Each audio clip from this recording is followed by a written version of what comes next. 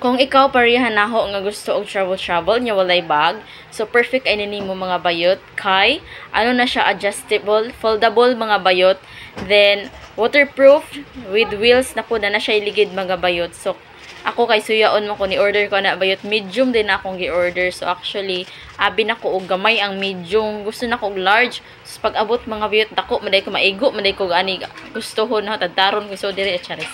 O di ba waterproof pa siya mga bayot, pwede siya mahimong backpack.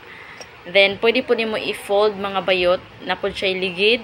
Ang foldable niya nga size is duha. O tan-awa mga bayot, ya symbol na nako dinha. Sus kung large pa to, kung ipalit bayot, wag. Mauwaw na kumuda kay large man, dako kaayo. So may gali kay medium ra akong gipalit. No inga na siyang design mga bayot, nindot kay siya sa personal. Ligon mga bayot na iligid o muni ganahan na mo adto kag airport or somewhere nga flat areas.